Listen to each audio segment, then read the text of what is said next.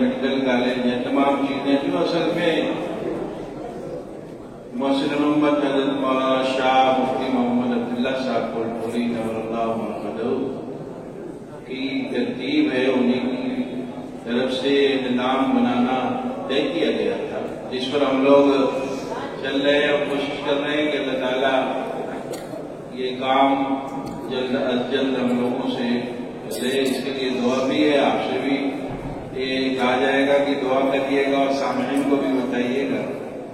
اور اس کی ضرورت اس لیے پڑی کہ جدید علوم کے لیے یا نئی تعلیم دینے کے لیے جدت لانے کے نام پر بچوں کو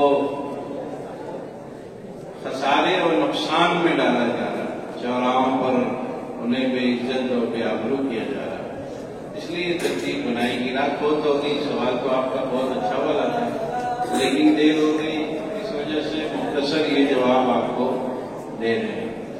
بہت بہت شکریہ مفتی صاحب۔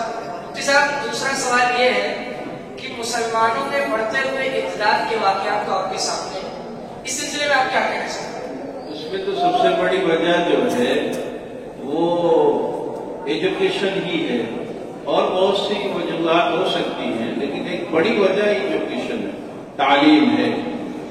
تعلیم کے نام پر بچیوں کو باہر لے کر لوگ جاتے ہیں، پھر ان کی نگرانی نہیں کرتے۔ والدین کو چاہیے کہ اپنے بچوں اور بچیوں کی نگرانی رکھیں، ان کے دوستوں کے حلقوں کو دیکھا کریں، ان کے ملنے جلنے کی جگہوں پر آیا جایا کریں، ان کی تعلیم گاہوں میں پڑھنے کی جگہوں پر کبھی کبھار جا کر جائزہ بھی لینا چاہیے، تب یہ چیز کم ہوگی اور بہت کم ہوگی۔ اور دوسری وجوہات یہ ہے کہ جو شرعی احکامات ہیں اس پہ عمل نہیں کیے جا رہے، اس کے نقصانات سامنے آ رہے ہیں۔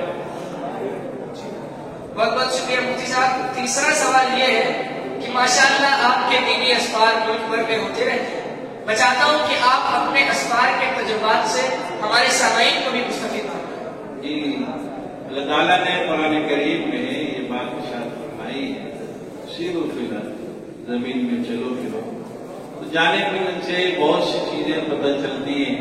بہت سے علاقے ایسے ہیں جہاں کے لوگ نماز پڑھنا نہیں جانتے، تلاوت کرنا نہیں جانتے۔ مسلمانوں کے ہریانہ کے علاقے میں میں گیا، وہاں نام بھی جو ہے مسلمانوں کے نہیں تھے۔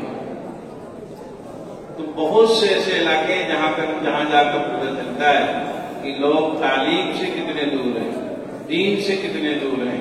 ان کو دعوت دی جاتی ہے، ان کو پھر شریعت کے احکامات سنائے جاتے ہیں، انہیں بلایا جاتا ہے۔ ہاں، سفر کرنے والے کو ضرور جو ہے تکلیفوں کا سامنا کرنا پڑتا ہے، بہت سفر کرنے سے طبیعت پر بہت اثر پڑتا ہے۔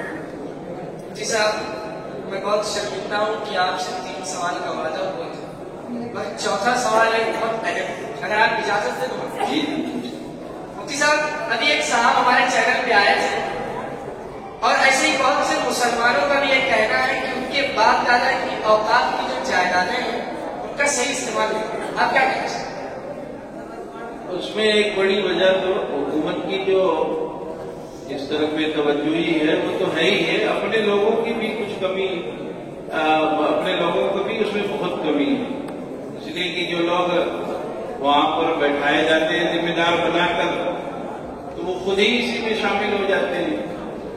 اور شہروں میں دیکھا جاتا ہے جو متولی حضرات ہوتے ہیں وہی لوگ زمین بیچتے ہیں۔ میں نے خود دیکھا ہے، معلوم مجھے ہوا کلکتہ کے علاقے میں سفر تھا تو پتہ چلا کہ وہ تولیت اپنی 10 لاکھ میں بیچ رہے ہیں، 20 لاکھ میں بیچ رہے ہیں، نیچے وہ مکتب بن جائے گا، اوپر کا وہ بلڈر کا حصہ ہو جائے گا۔ تو اپنے لوگوں کی بھی کمی نہیں ہے، اس پر توجہ دینی چاہیے، اور یہ بہت گناہ ہے۔